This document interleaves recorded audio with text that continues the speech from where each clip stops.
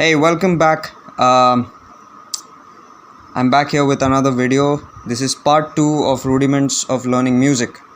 Now, we've learned what the treble clef means. We've learned the lines and the spaces of the treble clef and what the notes mean. Now, we need to know what type of notes can be placed on these lines and spaces. But before that, we have to learn the architecture of the note. Now, this here is a note. Even people who have never learned music before have an idea. They must have seen this somewhere. So this is a note. It has three parts. There is the vertical line known as the stem. Okay, so this here is the stem. This here is the flag. It's known as the flag. And this here is the note head. Now the note head and the flag can be placed on either end of the stem depending on where we place it on the treble clef. The notes may be placed in the staff, they can be placed below the staff, and they can be placed above the staff as well. Now the notes that are placed below and above the staff need extra lines above and below the staff. And these lines are known as ledger lines, and these ledger lines are usually drawn if the notes go out of the range of the staff. Because let's face it, the guitar is like quite a dynamic instrument. It has a lot of strings and a lot of frets which can go above or below the range of the staff, because the staff has 5 lines and 4 spaces, and that makes up about 9 notes. But a guitar has obviously a lot more positions and a lot more octaves than this limited range. So for that purpose we need to use ledger lines above or below the staff, but we don't need to be worried about that right now. We'll get back to ledger lines later. Now, a note will bear the name of the line or space it occupies on the staff. The location of a note in, above or below the staff will indicate the pitch of the note. Now these are two very important things to know about notes. The first one being, there is a note that is having a particular sound. It has a very unique sound. Its sound is vibrating at a certain frequency. Now that sound has to last for a finite amount of time.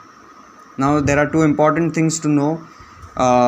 Pitch, which indicates the height or the depth of a tone, and tone, which is the musical sound. So this is quite self-explanatory. I need not get into too much detail there. Now we need to know what are the types of notes we are going to encounter while we read music. Now the first note we are going to learn is known as a whole note. This here is a whole note, and the head is hollow. It does not have a stem. It only has a note head which is oval in shape. Now, what are the characteristics of the whole note? The whole note lasts for 4 beats. A whole note will receive 4 beats or 4 counts.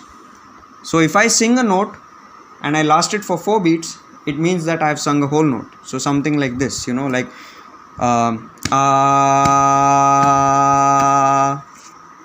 that is a whole note. I'll do it again. So I played 4 beats and I made that note last for 4 beats. So if you sing a note and you make it last for 4 beats, it means that you have sung a whole note. Now the second note we are going to learn is a half note. The head is hollow and it has a stem. So it has an oval shaped head, which is a hollow head, and it has a stem. A half note has the value of 2 beats, exactly half the value of a whole note, and it will receive 2 beats or 2 counts. So it's very easy to demonstrate it. It'll be like 2 beats, that's it. That's it. The next note we're going to learn is a quarter note. So this here is a quarter note. The head is solid and it has a stem. So there's a stem and it has a shaded head to it. This is a quarter note.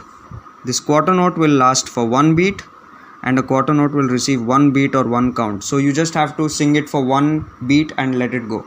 Okay, and this here is an 8th note. The head is solid and it has both a stem and a flag. So a half note lasts for half a beat. Now you see the stark difference between the two types of 8 notes that have been shown here. So the 8th note here on the left hand side has a stem and it has a note head on top and a flag below, and the 8th note here has a note head below and a stem above. Essentially they are both of the same value. It's just that they can be written either ways depending on which part of the staff they occupy, and again for readability purposes as well. So an 8th note will receive half a beat or half a count, 2 for 1 beat. So it's very easy, it's just half of a quarter note. So a quarter note will last for 1 beat, so that will just be ah, that's it, ah. And now if I have to subdivide that, it will actually sound very similar to a quarter note, but it's actually half the value of a quarter note. So it will just be like ah, ah. So you can keep subdividing these notes as much as you want. There's no problem with that. But right now we are only going to be concerned with a whole note, a half note, a quarter note, and an 8th note.